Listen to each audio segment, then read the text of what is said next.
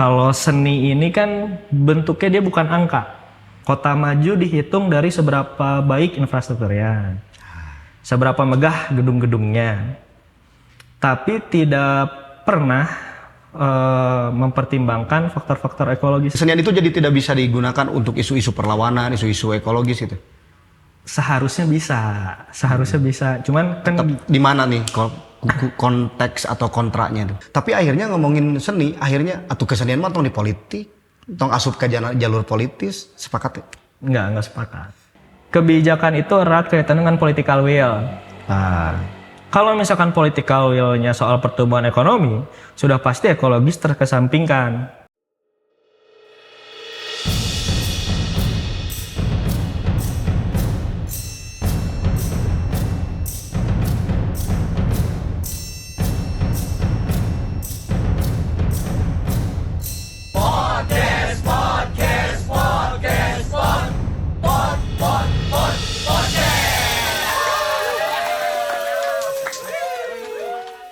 Oke, assalamualaikum warahmatullahi wabarakatuh. Sampurasun teman-teman. Salam, Om Swastiastu, nama budaya, salam kebajikan, rahayu teman-teman. Alhamdulillahirrabbilalamin saya ucapkan karena kami juga sudah banyak sekali konten-konten yang membahas seperti ini sehingga tidak ada lagi kata yang baik selain terima kasih. Terima kasih untuk siapa? Terima kasih untuk teman-teman yang memilih podcast Rumah Tumbuh dan untuk bertumbuh bersama kami. Karena energi positif dari kalian menjadi alasan untuk kami berlanjut dan bersemi. Oke. Dan apa kabar teman-teman dimanapun teman-teman berada?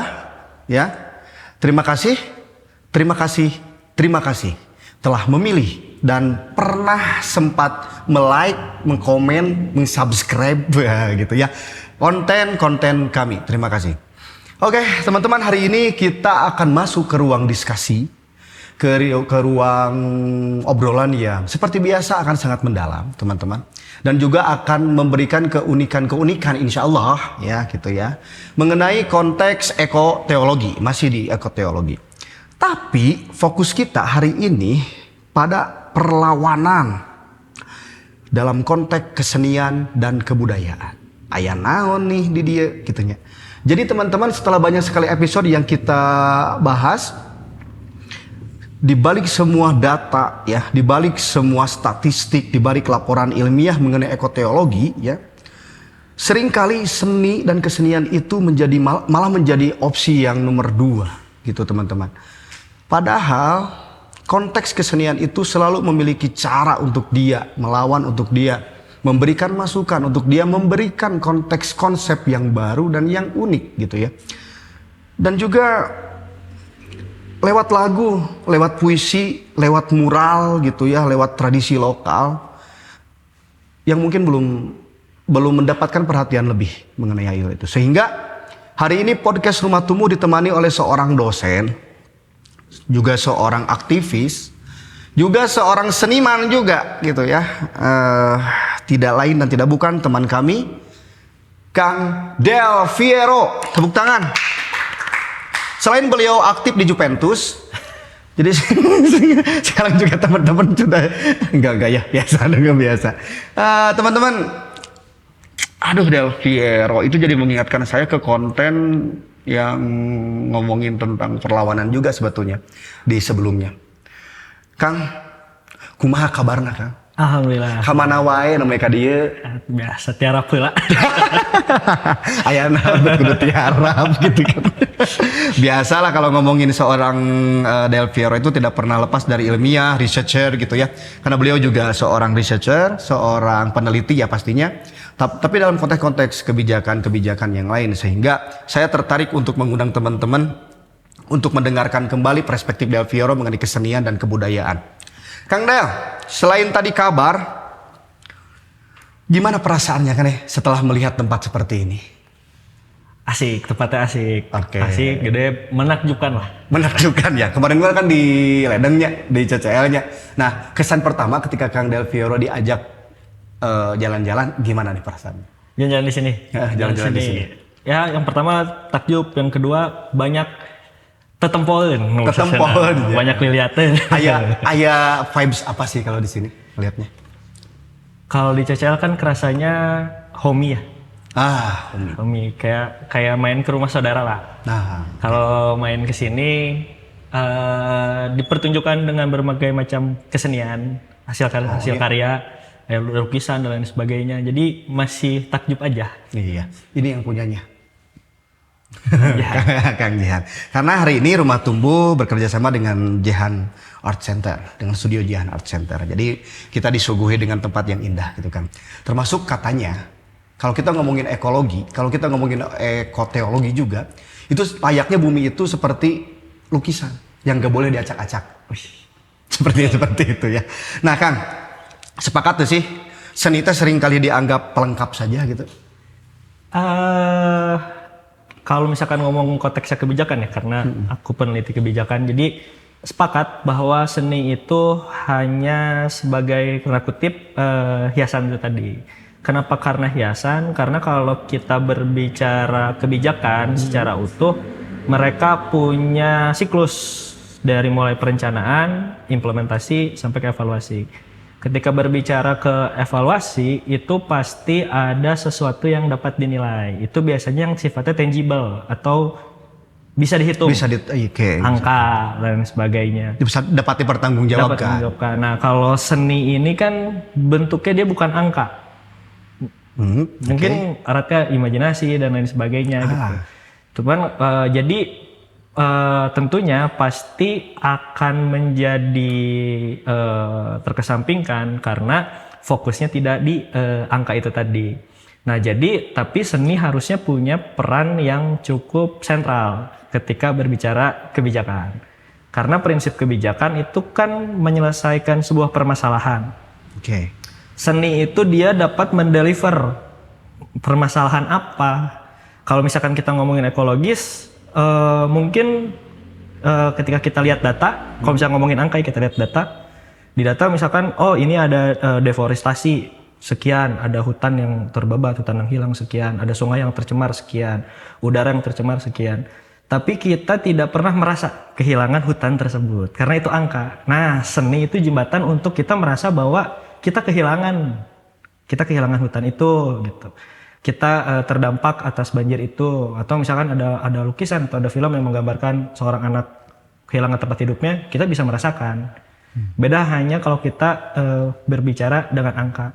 Nah dari perasaan itu akan muncul sebuah kegelisahan, sebuah kesadaran yang nantinya akan mendorong mungkin menjadi sebuah permasalahan, sebuah isu publik yang nantinya bisa didorong menjadi sebuah kebijakan, karena esensi dari kebijakan itu adalah menjawab permasalahan.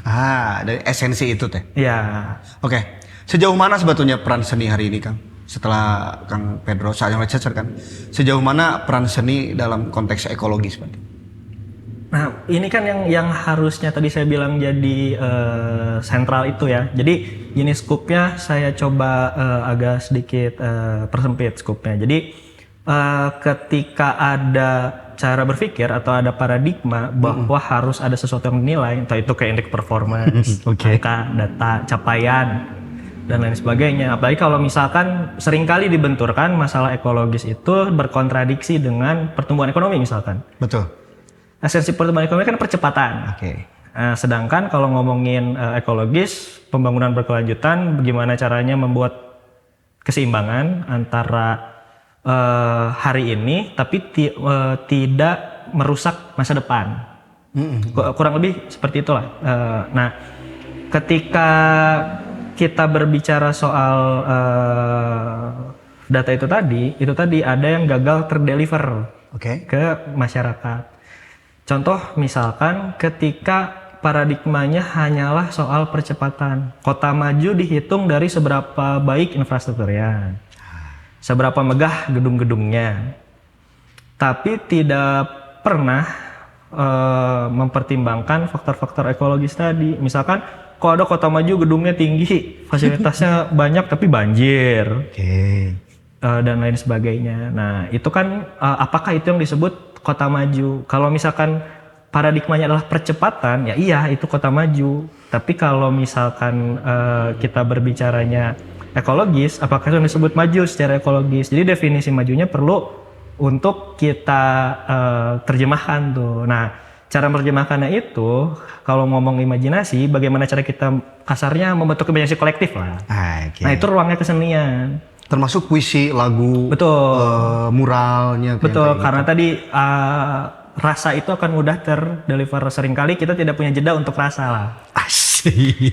Itu yang, nah, lalu penyeimbangnya di mana kesenian sebagai ruang untuk berimajinasi, ruang untuk mendeliver perasaan itu, mendeliver rasa, pendidikan sebagai jembatan untuk membuatnya masuk sebagai nalar. Oke.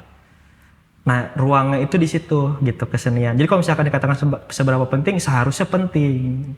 Oke. Karena itu tadi kadang kita tahu ada hutan hilang tapi kita tidak pernah merasa kehilangan. Oke.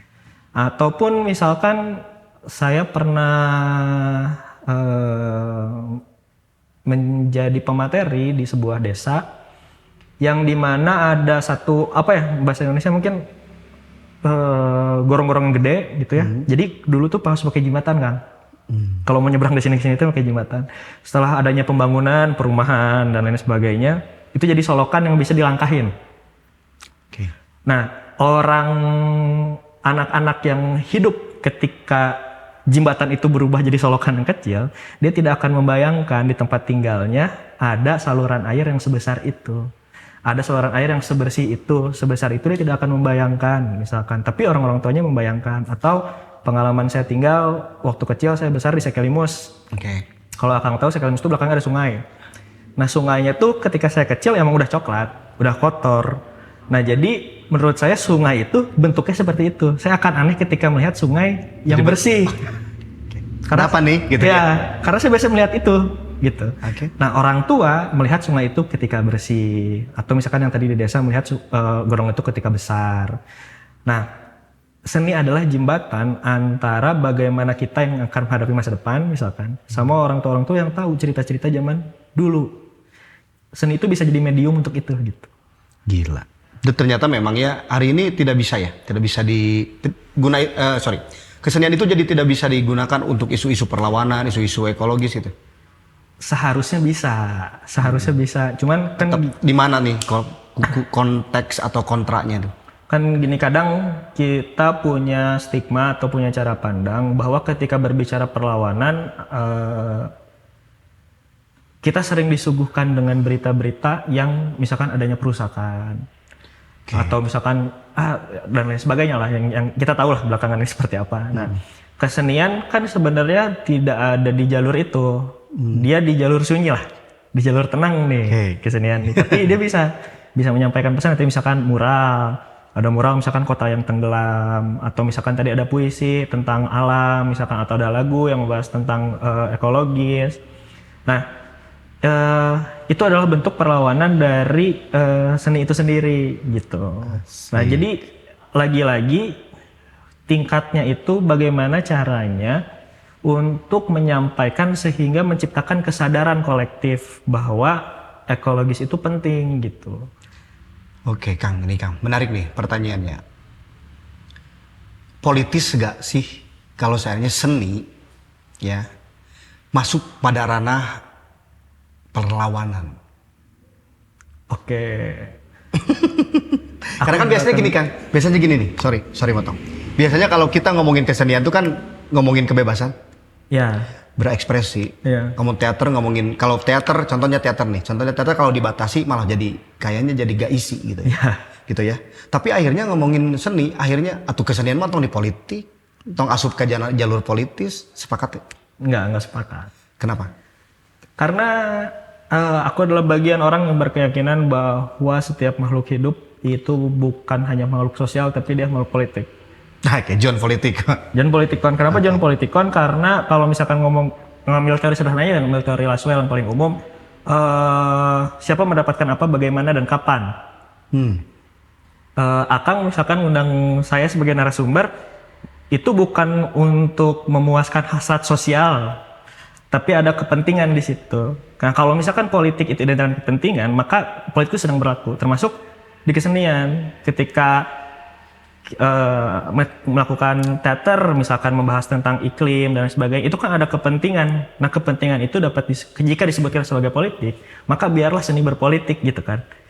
Yang penting kritik itu sampai, kritik itu dapat dirasakan. Jadi penikmat itu juga dapat mengolah rasa dari seni itu. Nah, cuman menurutku mengapa muncul stigma yang tadi kita bahas, soal jalur sunyi dan sebagainya, karena dalam perspektifku akan lebih menyeramkan ketika muncul sebuah pertanyaan, bukan sebuah pernyataan. Dan seni itu memunculkan pertanyaan, karena setiap orang penonton menurutku punya imajinasi yang berbeda. Ketika membayangkan sang penampil membahas sungai, misalkan ketika waktu aku nonton di CCL yang Belajar Bareng Maestro, kan bahas ekologis beberapa ininya. Nah, mungkin perspektifku dengan kawanku yang di sebelah berbeda ketika membahas ada sungai, ada longsor. Tiba-tiba perspektifnya liar. Ya, kan itu akan memunculkan pertanyaan-pertanyaan. Loh, kok kenapa bisa jadi longsor? Loh, kenapa bisa jadi banjir?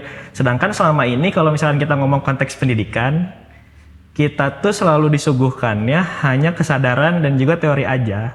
Kesadaran lingkungan, jangan buang sampah. Terus misalkan jangan menebang pohon.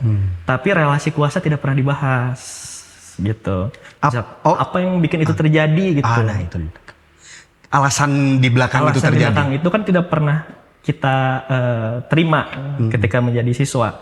Pun ketika zaman mahasiswa saya rasa itu bagian dari kita berdialektika aja, nulis penelitian, nulis tugas, apa segala macam, baru kita tahu lah ketika riset kan.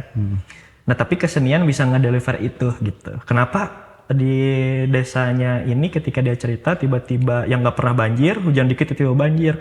Oh, ternyata hutannya jadi pabrik misalkan. Kan itu pabriknya tapi tersusun jadi seni indah. Jadi gitu menurutnya. Iya, itu kan kenikmatan di situ muncul pertanyaan. Nah, menurutku ketika berbicara pertanyaan, ketika pakai perspektif tanda kutip penguasa, akan lebih menakutkan pertanyaan itu gitu. Karena satu pertanyaan mungkin bisa berubah banyak hal. Menarik. Tapi kalau ngomongin tentang pertanyaan di balik pernyataan, gitu kan? Ya memang sebetulnya yang paling menyeramkan pertanyaan sebetulnya. Karena pertanyaan itu kalau menurut saya tuh ngomongin tentang bukan benar dan tidak, dan nunanya mau salah, anu nggak jawab nih salah makan gitunya. Jadi orang tetap tadi kok aing jadi serius kieu nya kepikiran nantinya. Karena ngomongin kesenian mah kan hal yang indah, bercanda. Tapi kalau sama Del Piero tuh nggak bisa aku bercanda. Kang, hari ini Akang melihat seniman sudah di arah mana nih sekarang? Kalau ngomongin perlawanan, jadi seniman dan perlawanan sudah di arah mana? Banyak gak kejadian-kejadian yang Kang Del lihat gitu secara seorang researcher gitu ya? Kalau aku mungkin bakal ngomongnya ini secara empirikal ya, maksudnya. Iya, harus. Aku merasakan gimana rasanya turun aksi bareng teman-teman yang berkecimpung di kesenian gitu. Gimana tiba-tiba ada tarawangsa, tiba-tiba ada yang debus, baca puisi dan lain sebagainya. Memang kalau misalkan berbicara peran, kalau misalkan dulu mungkin aku lihatnya, nggak tahu aku karena belum kenal, aku lihatnya mungkin kok seolah ada polarisasi gitu, seolah kalau misalkan ini isu tentang kesenian baru ada seniman. Tapi belakangan ini mungkin karena baru berkenalan, baru menjadi kawan seperjuangan, ketika aku melihat, oh ternyata soal lingkungan mereka mau baca puisi, soal demokrasi mereka melakukan teatrikal dan lain sebagainya. Itu indah. Yang pertama untuk kita yang menyaksikan gitu. Yang kedua yang itu tadi, pesannya menarik, delivernya sampai. Nah, terus aku mau menyinggung juga ketika berbicara masalah ekologis, misalkan ketika seniman berbicara ekologis, ada sebuah kesadaran yang muncul. Apakah ketika baca ekologis ada kesalahan-kesalahan, ada bencana seperti yang belakangan ini kita ketahui, apakah itu kesalahan dari kebijakan misalkan, atau justru karena kurangnya kita berimajinasi tadi. Jangan-jangan mungkin karena kurang kita berimajinasi, karena ada beberapa definisi mungkin yang berubah atau mulai berubah Atau dipaksa berubah. atau dipaksa berubah. Seperti sawit misalkan. Oke. Ketika sawit dikatakan didefinisikan sebagai pohon yang seperti pohon pada umumnya. Jangan-jangan nanti di depan rumah kita udah nggak ada pohon mangga, nggak ada pohon jambu, pohon sawit semua gitu kan. Jadi kita nggak punya imajinasi ada pohon yang bisa menghasilkan buah begitu manis misalkan. Kita nggak punya imajinasi soal itu lagi gitu. Minimal minyak lah. Nah kita nggak punya imajinasi soal itu. Sama dengan anak kecil yang udah nggak melihat ada sungai tapi jadi solokan. Atau ketika aku kecil melihatnya nggak pernah ada sungai bersih. Aku nggak punya imajinasi tentang sungai yang bersih. Menarik, oke. Akhirnya kehilangan imajinasi-imajinasi yang dulunya harusnya dirawat, tapi malah dirubah. Atau tadi mungkin konteksnya, akhirnya seni tidak memiliki tempat untuk itu. Betul, karena bukan hanya hilang hutan dan sebagainya. Bukan hanya lupa Bukan mungkin. hanya lupa, bukan hanya hilang, tapi juga dihilangkan gitu. Jadi kita nggak tahu dulu Bandung kayak gimana, kan kita tidak punya imajinasi dengan Bandung yang katanya dingin, Paris Van Java, pohon di mana-mana, tapi kita nggak punya imajinasi soal itu gitu. Kalaupun misalkan kita, cobalah kita tanam nih pohon, nanamlah kita dari Cahum ke Setiabudi nanam pohon ya, tanam pohon. Ini udah dinginnya udah sama belum ya sama ketika Bandung Paris Van Java, kali kita punya imajinasi soal itu. Nah, untuk mendeliver imajinasi itu, seni dapat menceritakan menurutku dinginnya seperti apa, karena dapat membayangkan. Kan ngomongin seni dan perlawanan ya, Kang. Kalau kita ngomongin seni perlawanan, Jack, kalau seandainya bumi ini itu sebagai seorang seniman, katakan bumi ini sebagai seniman, seni apa yang akan dia buat? Kalau aku lihatnya yang pertama nih, hubungan bumi dan manusia itu puitis. Nah, iya pasti saya sepakat itu. Tapi Puitis, hubungan bumi dan manusia itu puitis. Tapi aku yakin bumi setidaknya akan mengeluarkan puisi, mungkin tentang akan mengeluarkan puisi. Tentang kesedihan, Oke. mungkin, atau mengeluarkan lagu tentang kebingungan. Kenapa bingung? Karena kita melakukan, misalkan ada. Jadi gini, kalau misalkan ngomong kebijakan secara struktural, kebijakan itu erat kaitan dengan political will. Kalau misalkan political will-nya soal pertumbuhan ekonomi, sudah pasti ekologis terkesampingkan. Udah pasti itu konsekuensi logisnya lah.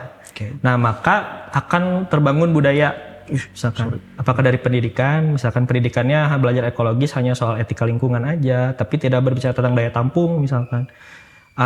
Berbicara kesuksesan itu hanya tentang percepatan memproduksi lulusan itu untuk siap kerja di industri, bukan untuk hidup berkesinambungan dengan lingkungan, karena asumsi dasarnya paradigmanya itu tentang pembangunan ekonomi.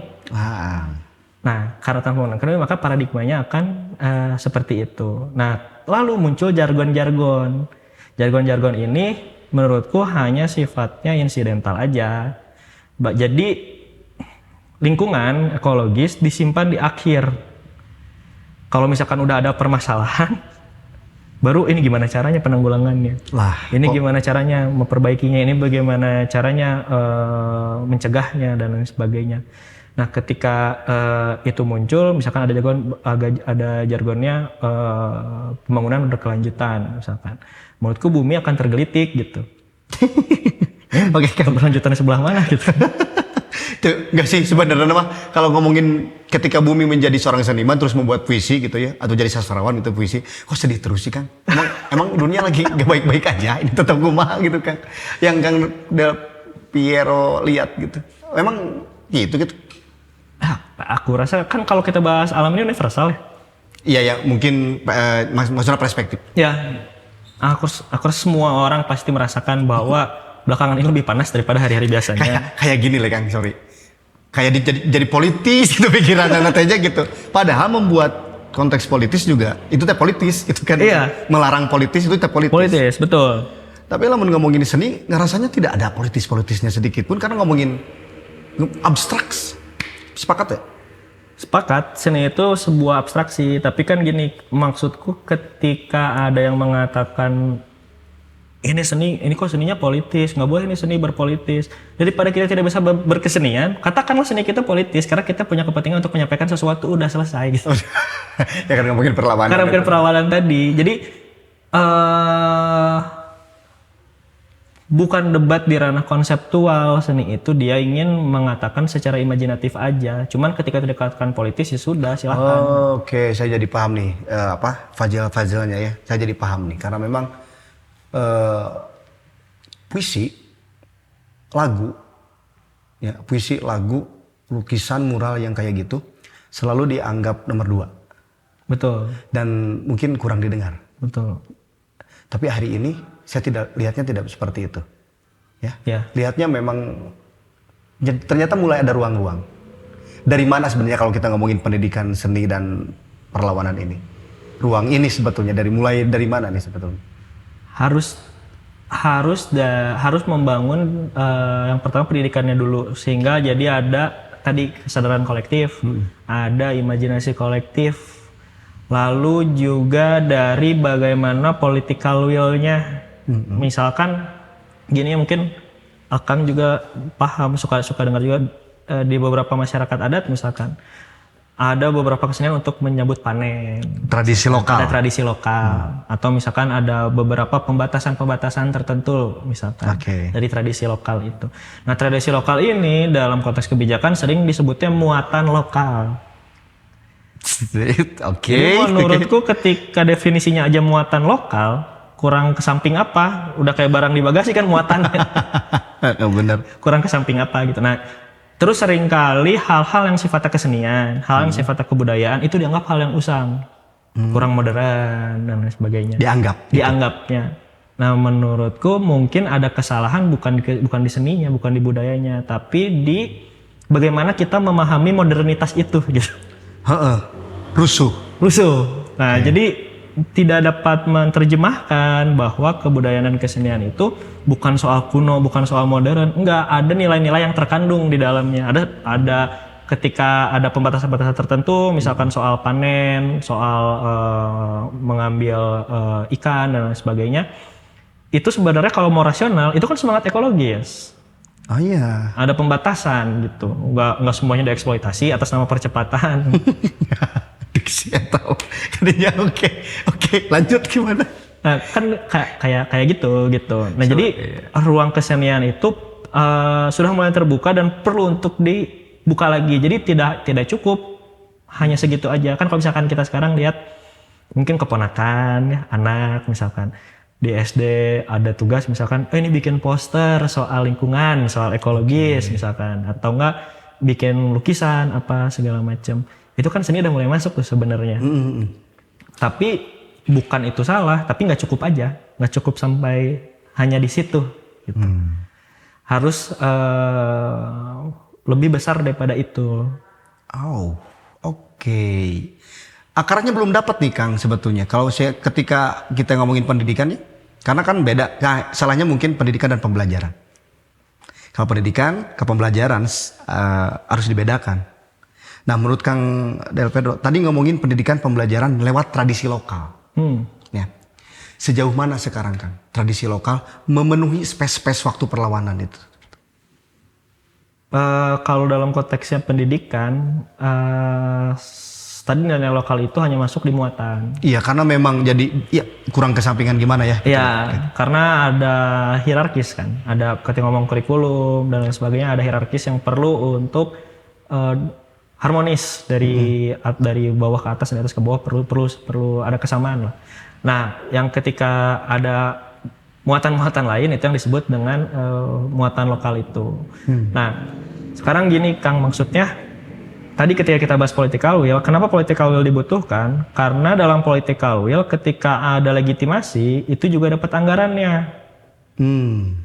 Sekarang bagaimana misalkan institusi pendidikan misalkan atau enggak guru misalkan dapat menjelaskan dengan baik atau misalkan dapat memberikan pelajaran-pelajaran tambahan tentang ekologis, tentang kesenian kalau tidak ada supportingnya. Kan supporting ini penting. Kalau misalkan kita ngomongin secara struktural juga penting, termasuk juga pegiat-pegiat seni, sanggar dan lain sebagainya. Itu kan perlu adanya juga political will yang jelas dari kekuasaan. Apakah memang mendapatkan ruang gerak yang bebas? Hari ini memang nggak ada gitu Kang ya? Akang yang ngomong kan saya itu. Enggak, saya nanya. Hari ini emang nggak ada gitu. Jadi ini mungkin tidak pantas untuk ditiru ya. Tapi Kan udah ada kurikulum yang mendukung seni untuk betul. Tapi pada hari ini ada, kalau misalkan ngomong kebijakan sebelum masuk formulasi namanya agenda setting. Oke. Apa yang disetting nih? Apa nih yang disetting nih? Seru nih. Beberapa hal ketika ada pembatasan tertentu secara politis itu mungkin bagian dari agenda setting gitu. Nah, jadi tadi tidak pantas ditiru karena pada hari ini melihat fenomena pada hari ini bagaimana ruang ekspresi, ruang kebebasan berpendapat, ada pengkerdilan, ada public thinking space. Itu yang pada hari ini terjadi. Bukan tidak mungkin, juga mungkin berlaku di kesenian. Oke. Mungkin ada ketakutan ketika membuat pentas yang sifatnya mengkritik misalkan, atau membuat lagu, membuat puisi, atau tidak ada ketakutan tapi dengan segala macam resikonya yang sebetulnya harusnya tidak ada resiko. Harusnya tidak ada resiko. Nah, ketika berbicara hal tersebut, ruang ini yang hari ini kerdil. Jadi maksudnya susah bertumbuh ya? Betul, susah bertumbuh. Nah, ini kan yang kita alami. Nah, pengalaman ini yang membuat ruang seni mungkin ada. Tadi kalau misalkan akan nanya ada atau enggak? Ini ada nih ruang seni. Mungkin ada. Tapi ketika kita berbicara seni dapat menghantarkan isu sosial, bahwa ini bukan lagi bukan lagi perspektif individual. Harusnya komunal gitu. Gimana caranya kan semua orang paham soal ini. Bukan hanya Akang aja yang paham, bukan hanya saya aja yang paham. Atau misalkan dalam konteks besar, bukan hanya Kota Bandung aja yang paham, Kabupaten Bandungnya kudu paham. Karena mun Kabupaten Bandung banjir bisa jadi kota kena misalkan. Apalagi dalam isu-isu ekologis. Sampai ketika berbicara negara, belum lagi berbicara dunia gitu. Oke, kita istirahat dulu sebentar sih. Kang, sambil disenget atau ya tanana Kang? Siap. Ya terus iya Kang, ada brand nih, bukan brand sih. Ada makanan yang support. Nah, jadi ini by support. By support dari Bolu Bakar Tunggal. Harus manunggal salah lamun cek budayawan mah. Kudu manunggal. Coba dicobian gerak Kang, enak sih ya teteh. Siap. Karena kalau ngomongin kesenian, ini juga seni Kang. Bagaimana tertatanya, lihat kan kayak tadi gitu ngomongkan. Cuman ketika ngomongin tentang perlawanan, wah jadi seru nih ternyata gitu ya. Bayangin kalau seandainya perlawanan tadi dibungkus dengan kesenian tradisi, dengan kekayaan kitanya, dengan kekayaan tradisi kesenian, terus tradisi lokal, ada tarawangsa. Kalau saya sempat tuh terakhir lihat punten lihat yang unjuk suara itu disebut katanya, unjuk rasa, unjuk suara. Tiba-tiba ada yang main tarawangsa, tiba-tiba ada yang debus. Selain tradisi lokal yang dirawat gitu ya, tapi seni juga ternyata bisa jadi medium ya. Betul Kang. Jadi saya punya pengalaman juga bahwa kan kita tahu ya kalau misalkan ada unjuk rasa dan lain sebagainya, unjuk suara, ada konsekuensi logisnya misalkan seperti kemacetan. Sorry potong. Teh naik punten nyungkeun tisu ya buat narsum. Terus seperti kemacetan tadi misalkan. Nah, tapi saya pernah menyaksikan ada aksi yang bentuknya teatrikal di weekend di jalan besar. Justru warga antusias. Jadi enggak Kang, jadi terlihat modern. Jadi sambil ngerekam Kang, sambil jalan sambil direkamin. Oh ini ada yang sambil teatrikal, ada yang apa. Jadi tontonan juga. Nah itu tadi menurutku setidaknya ada kesadaran yang terbangun karena ada rasa keingin-tahuan untuk menyaksikan. Nanti ada pesan yang terdeliver dari kesenian itu untuk dipahami sebagai rasa oleh penikmatnya. Gitu. Iya memang jadi lebih ringan gitu kelihatannya teh. Karena kalau ngomongin lingkungan, ngomongin ekologis, kan kalau di di ranah-ranah ekstrima atau sangat keren sekali nya. Karena sangat berat gitu. Kayak tadi lah kita obrolan di awal. Sangat berat sekali. Tapi ya akhirnya kalau kita ngomongin kesenian di ranah kesenian, kalau ngomongin babnya tentang ekologis, jadi lebih ringan kan. Saya lihatnya mau unjuk rasa perlawanan lewat apapun, lewat teater, lewat puisi, karena malah jadi ringan dan lebih indah gitu kan. Kumaha mun saanena anu demo teh ahli puisi gitunya. Moal sih karena mau ya gas air mata. Moal sih karena apa? Sebenarnya maksudnya tuh karena kemarin sempat lihat yang gitu ya. Yang puisi dalam unjuk rasa dan juga unjuk suara mungkin gitu ya. Tiba-tiba teman-teman yang banyak sih teman saya yang jago baca puisi ya, termasuk mungkin teman kita dulu ya. Wah keren gitu kayak teh demo teh jadi terkesan adem. Nah kan karena ngomongin apa? Karena tradisinya memang di kita mah kaya. Betul. Sepakat nih? Sepakat. Kaya. Nah akhirnya tidak seberat itu. Oke, saya jadi teringat ada pertanyaan netizen di sana. Pertanyaan netizen Kang. Sambil ngopi aja ya santai. Jadi gini Kang, apakah estetisasi ya, oke. Apakah estetisasi krisis lingkungan beresiko meromantisasi penderitaan ekologis? Itu pertanyaan rada keren oge nya. Apakah krisis lingkungan beresiko meromantisasi penderitaan ekologis? Tiba-tiba jadi bencana teh jadi asa romantis asa henteu gitu. Cik Kang.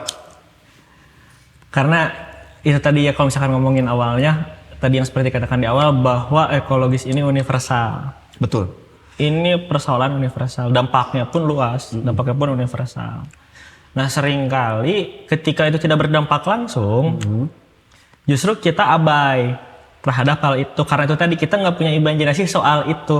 Bagaimana sih rasanya terkena banjir, bagaimana rasanya terkena longsor dan lain sebagainya. Kita kan nggak punya imajinasi soal itu. Gitu. Nah, tadi ketika ngomong estetisasi itu, justru tujuannya menurutku bukan untuk meromantisasi, tapi untuk bagaimana caranya menyampaikan sebuah pesan sehingga kita tidak mengalami tapi kita merasakan.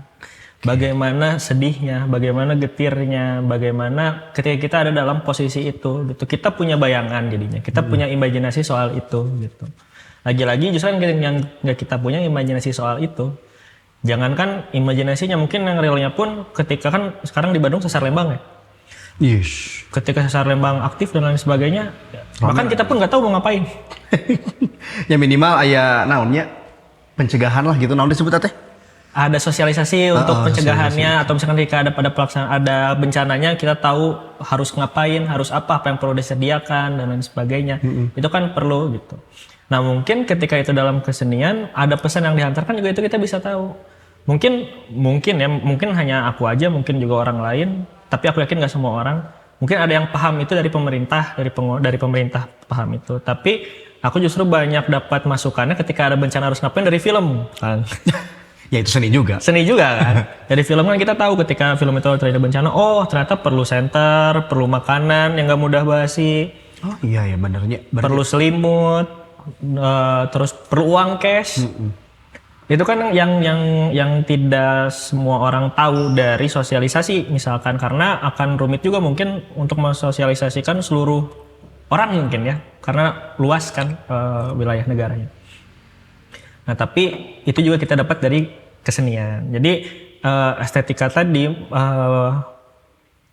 itu mungkin efek lainnya soal romantisasi itu gitu. Tapi yang paling penting juga tujuannya kan bukan untuk meromantisasi, apalagi untuk memonetisasi. Jangan sampai. Ya, tapi karena memang tidak ada imajinasi ke sana ya. Ih serem juga nih, namun orang tidak bisa berimajinasi gitu ya. Kumaha anjir. Padahal lebih indah dulu sih. Oke, Kang, nomor 2 Kang. Bagaimana membedakan antara seni ekologis yang otentik dengan yang bersifat greenwashing? Nu hejo dicuci. Nu hejo disuci. Sebenarnya kan membedakan antara seni ekologis yang otentik dengan bersifat greenwashing itu bisa dari mana nih lihatnya Kang gitu? Perlu ini aku pernah baca, mungkin Akang pernah dengar juga soal hermeneutics. Oke. Soal penafsiran. Ada satu tokoh filsuf di Jerman yang aku suka ketika berbicara hermeneutics, namanya Jürgen Habermas. Nice, oke. Jadi hampir semua yang berbicara hermeneutics itu kurang lebih sama, tapi Habermas menambahkan namanya cakrawala berpikir. Cakrawala berpikir itu ingin mengatakan bagaimana mereka yang melihat, mereka yang membaca, mereka yang mendengar dapat menerjemahkan apa yang mereka lihat, apa yang mereka dengar, apa yang mereka baca, tapi karena ada bekal. Mereka punya basic ilmunya, walaupun itu berbeda, tapi mereka punya bekalnya lah. Nah, tadi soal penafsiran itu, tentu saja mungkin barangnya satu, yang satu otentik, mungkin ini barangnya otentik gitu. Tapi ketika orang ini tidak memiliki pemahaman untuk mentranslate itu, seolah itu ini jangan greenwashing gitu. Ataupun yang greenwashing, ini otentik karena tidak punya pemahaman untuk menerjemahkan hal tersebut. Nah, jadi dasarnya memang pendidikan itu penting untuk membangun pengetahuan, membangun nalar itu tadi. Nah, tapi juga tidak dapat berdiri sendiri. Karena menurutku nalar tetap butuh imajinasi. Iya. Dan imajinasi pun butuh nalar gitu. Apa yang gagal, Kang? Apa yang gagal ketika orang tidak bisa berimajinasi? Apa yang membuat dia susah berimajinasi? Aku rasa banyak hal karena pengalaman pribadi aja ya. Dulu aku pernah mengalami hal tersebut. Bahasanya apa ya? Merasa akhirnya mumet. Akhirnya karena nggak semoga pemajikan gitu. Oke, gimana gua? Akhirnya apa ya bahasa Indonesianya? Pokoknya jadi dalam kebingungan lah. Padahal mungkin kita tahu teorinya, mungkin kita tahu datanya, tapi tetap dalam konteks kebingungan. Terus akhirnya aku terselamatkan karena membaca buku. Judulnya Le Petit Prince. Tolong bagikan. Jadi Le Petit Prince itu bercerita tentang cerita anak kecil, tapi disajikan untuk orang dewasa mungkin ya, karena di kata pengantarnya juga dituliskan oleh penulisnya. Aku minta maaf untuk seluruh anak kecil di Prancis karena penulis orang Prancis. Namanya lupa namanya siapa, tapi dia orang Prancis lah. Dia meminta maaf kepada anak Prancis karena buku anak-anak ini aku suguhkan untuk orang dewasa. Jadi yang paling ikonik ada gambar bentuknya kayak topi. Nanti mungkin boleh browsing beresnya. Oke, kayak siap, topi. Siap. Di buku itu dipertanyakan itu apa. Orang dewasa akan mengatakan itu topi. Tapi anak kecil bisa mengatakan itu ular yang lagi nelen gajah. Karena bentuknya gitu, misalkan. Atau dalam konteks keseharian, dia nyeritainnya kayak gini. Misalkan aku dari sini pulang, aku bilang, studio Jihan bagus, studio Kang Jihan bagus, indah. Banyak lukisan, kalau sore langitnya, warnanya gradasinya indah, dan lain sebagainya. Orang yang tidak punya imajinasi, tidak akan dapat membayangkan itu indah. Dia pasti bakal, kalau misalkan kita ceritanya beda, studio Kang Jihan luas, lokasinya di sini, harganya sekian, bagus, indah. Karena dia nggak punya imajinasi tentang burung yang terbang di langit yang ada gradasinya, nggak punya imajinasi soal itu. Nah, jadi ketidakadaan imajinasi itu tidak dapat menggambarkan, tidak dapat menceritakan rasa.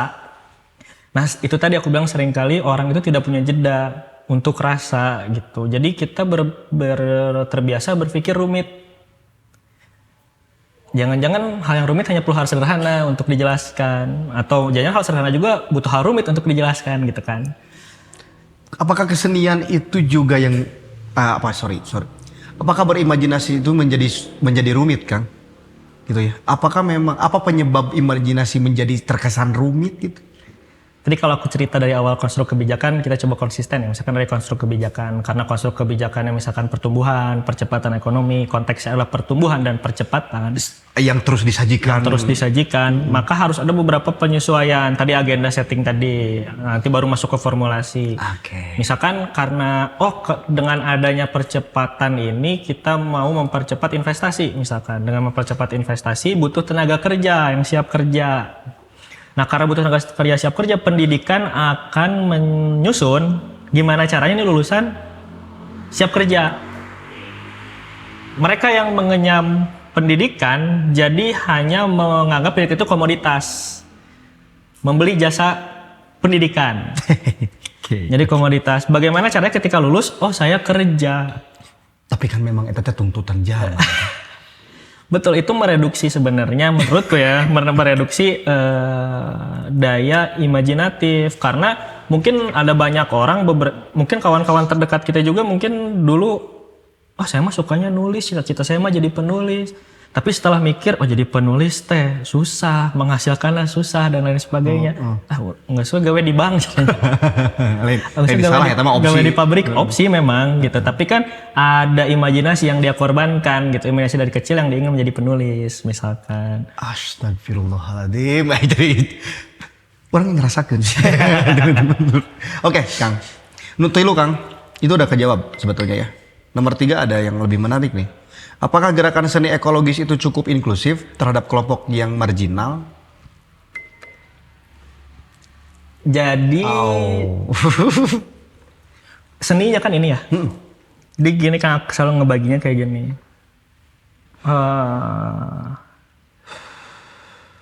Isunya, mungkin isunya adalah isu yang inklusif.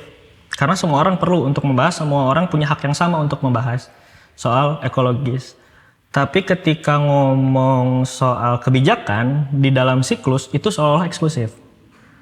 Karena tidak ada atau minim pelibatan yang bermakna atau meaningful participation. Akhirnya ada konteks marginal ya. Gitu. Makanya muncul konteks marginal. Nah, kalau misalkan dalam terminologinya Habermas juga pernah bahas soal demokrasi deliberatif, soal public space, public sphere gitu. Gimana caranya menciptakan sebuah wadah untuk adanya partisipasi yang bermakna tadi. Kenapa perlu partisipasi bermakna? Karena ketika berbicara pembangunan, berbicara ekologis, itu kita sebagai masyarakat itu terdampak langsung. Itu terdampak langsung, maka kita punya hak untuk berbicara soal itu, punya hak untuk menyampaikan ide soal itu, punya hak untuk memprotes soal itu gitu. Nah, meaningful participation itu ingin mengatakan itu gitu kurang lebihnya. Nah, cuman pada hari ini dalam konteks siklus, ketika ada perencanaan pelibatannya itu justru tidak efektif misalkan, atau kurang melibatkan masyarakat secara umum atau tidak representatif. Nah, itu yang menjadi pokok-pokok permasalahan. Nah, tapi kalau berbicara keseniannya, aku berkeyakinan bahwa keseniannya sama dengan isunya, udah pasti inklusif gitu. Semua orang tentu saja punya hak yang sama. Apalagi ketika berbicara seni kan tidak berbicara soal kelas, tidak berbicara soal marginalitas. Seni itu dapat dinikmati semua orang gitu. Oke. Jadi seni dapat dinikmati semua orang. Tapi akhirnya jadi bias. Karena saya melihat teman-teman di kesenian, Kang. Ini kalau Kang sepakat dan Sangga aja ya. Melihat orang-orang kesenian malah jadi seolah jual beli tadi ya. Jual beli konteks. Tiba-tiba orang yang melukis cukup untuk dibeli dan beres. Padahal di sana pasti ada pemikiran. Di sana ada konsep, ya Kang. Untuk meminimalisir lah ya. Untuk meminimalisir sebetulnya ya. Untuk teman-teman yang bergelut di bidang seni, di bidang pendidikan, untuk dalam konteks perlawanan gitu ya. Pertama kali imajinasi, sepakat ya itu tadi. Memperkaya imajinasi dan menyajikan ulang. Menurut Akang ya, menurut Kang Del Fiero gitu ya. Kita tidak pernah lepas dari tradisi lokal hari ini. Yang khas dan yang menarik. Yang Akang temukan secara empirik sebagai researcher. Tradisi lokal yang sering digunakan sebagai medium untuk menyuarakan suara. Yang lebih tepat di mana nih Kang? Di tradisi mana? Menurutku hampir semuanya, mungkin kalau berbicara relevantitas ketika kita mau membaca kolerasinya, membaca koherensinya akan bertemu, tapi tidak semuanya ekologis misalkan. Tapi ada yang ekologisnya kalau kita mau menelaah gitu. Nah, lalu juga ini yang perlu dipahami bahwa seperti tadi adat, budaya gitu, itu kan diakui juga oleh negara gitu. Nah, cuman tadi ada masalah modernitas misalkan, terus juga ada permasalahan ketika kotanya atau tempatnya udah jadi urban, Kang.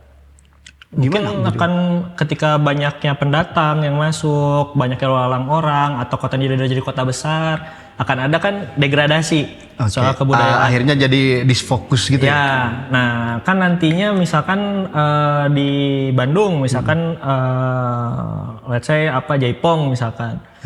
Nah, mungkin dia akan sustain ketika orang-orang yang bisa melakukan itu, yang ahli dalam bidang itu, dapat menurunkan, dapat bahasa ini mengkaderisasi ininya.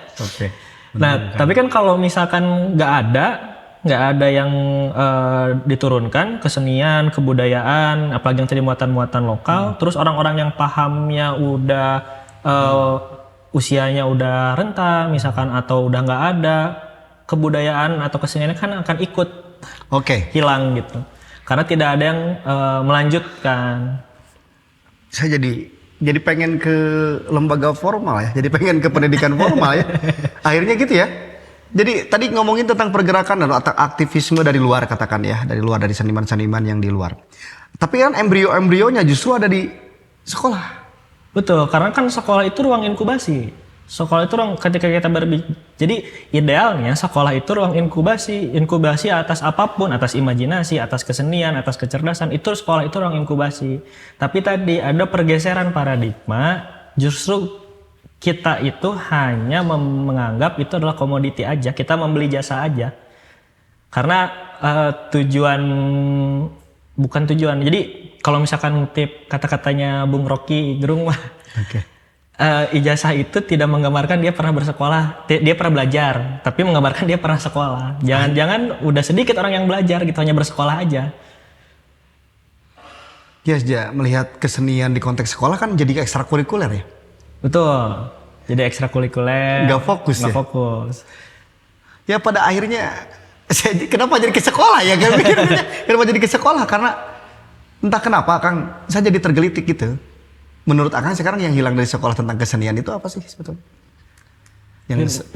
Menurutku yang paling penting, mungkin ini ada perdebatan juga, ada yang mengatakan pendidikan menghasilkan kebudayaan, atau kebalikannya kebudayaan menghasilkan pendidikan. Tapi apapun itu konteksnya, seharusnya nantinya pendidikan ini akan mendeliver sesuatu yang menjadikan sebuah kebiasaan, yang nantinya menjadi sebuah kebudayaan, atau setidaknya menjaga kebudayaan tersebut di dalam konteks pendidikan gitu. Nah,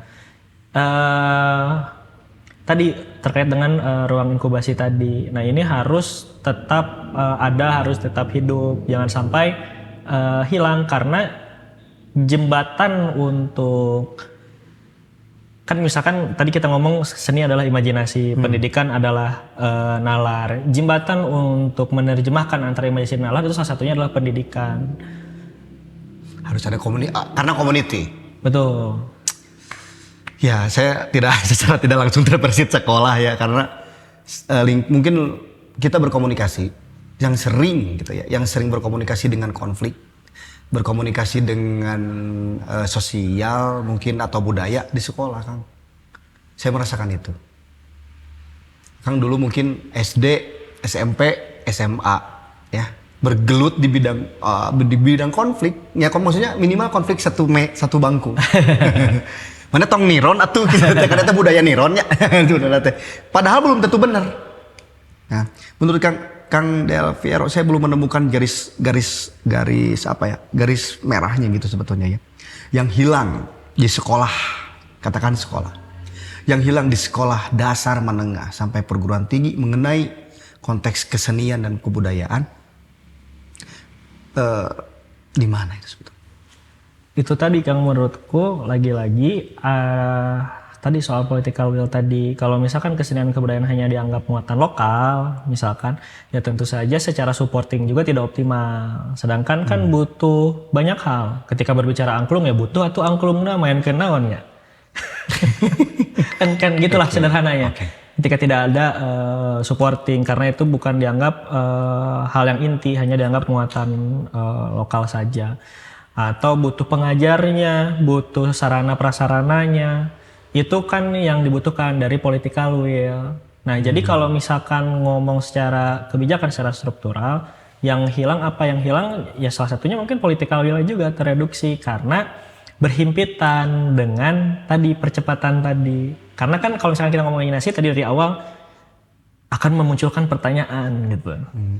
Ketika muncul pertanyaan akan muncul permasalahan, akan muncul pembatasan. Kan ketika ngomong percepatan akan berlawanan dengan pembatasan. Gitu. Kebebasan mungkin yang nggak ada. Betul, kebebasan. Kebebasan mungkin ya. Karena tadi ngomongin political will, ke bawahnya ngomongin tentang kepentingan, akhirnya ya political will itu kepentingan gitu ya. Kebijakan intinya arahnya jadi ambigu.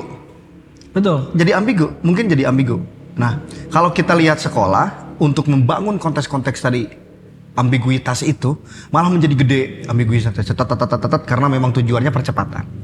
Menurut menurut Kang Del Piero ya, jika Akang itu kepala sekolah,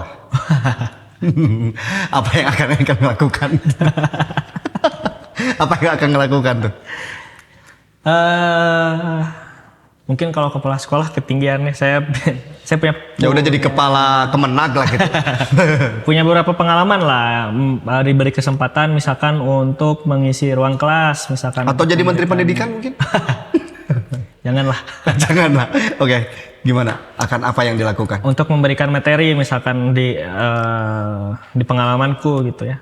Aku selalu memberikan yang pertama adalah kebebasan selalu aku berikan, namun juga lagi-lagi kan ada beberapa hal yang nantinya berbenturan misalkan secara administratif. Aduh. Tapi ya ada administration burden dan sebagainya. Cuman kebebasan itu aku usahakan untuk diberikan. Yang kedua tidak hanya soal teks tapi juga kontekstual. Oke. Yang ketiga itu tadi aku selalu memberikan reasoningnya. Aku tidak hanya menceritakan banjir itu karena buang sampah aja gitu. Tapi aku menceritakan misalkan, oh ternyata ada konflik strukturalnya, oh ternyata ada konflik relasi kuasanya, ada konflik kepentingannya, ada konflik politiknya dan sebagainya. Itu berusaha untuk dijelaskan dari berbagai macam perspektif teori misalkan. Nah, pemahaman-pemahaman itu yang aku berikan karena aku masih berharap bahwa ruang kelas yang setidaknya aku isi itu jadi ruang inkubasi lah untuk mereka mengeksplorasi idenya, mengeksplorasi imajinasinya, mengeksplorasi nalarnya. Gitu. Sepakat. Oke. Tepuk tangan teman-teman untuk Kang Del Piero. Boleh sekalian Kang Del Piero singetila, Oke. Kang Del Piero boleh menyapa sobat tumbuh nanti ya dari konteks dan konten-kontennya Kang Del Piero sebagai researcher. Jika ditempatkan jadi seorang kepala sekolah maka akan membangun semua sekolah-sekolah yang berlandaskan ya karir. Karir kan harus ada mapping experience mungkin ya Kang ya nanti teh ya karena penting sekali sebenarnya pergerakan kesenian kebudayaan lewat isu ekologi khususnya di ranah dasarnya gitu ya, di ranah dasarnya harus emang terstruktur. Ada statement akhir yang mau disampaikan ke sobat tumbuh soal ekologis tentang seni budaya tentang ekologis? Mungkin soal ekologis dikit aja pengalaman kita di hari ini, kita melihat bahwa kualitas udara menurun, kualitas air menurun, terancam oleh terkepung oleh berbagai macam ancaman bencana ekologis. Tapi setidaknya ada satu hal yang naik, harapan. Oke. Ya sih, oke teman-teman, terima kasih kepada Kang Del Piero telah mencapai fasenya mengenai konteks kesenian dan budaya dalam sistem perlawanan ekologi sebetulnya ya. Tadi Kang Del Piero menyebutkan kesenian itu adalah jalan sunyi. Jadi di balik riuh-riuhnya data, di balik riuh-riuhnya riset ilmiah, kesenian akan tetap tumbuh ya. Kesenian akan menjadi tetap khas di ruang-ruang sunyi, di ruang-ruang tempat kita berekspresi, walaupun tidak pernah terlihat sama sekali gitu ya. Tapi itulah seninya, nah, gitu. Terima kasih Sobat Tumbuh semuanya telah memilih podcast ini. Seperti biasa, energi positif kalian, dukungan kalian yang membuat kita tetap masuk ke ruang obrolan yang sangat deep dan bermanfaat.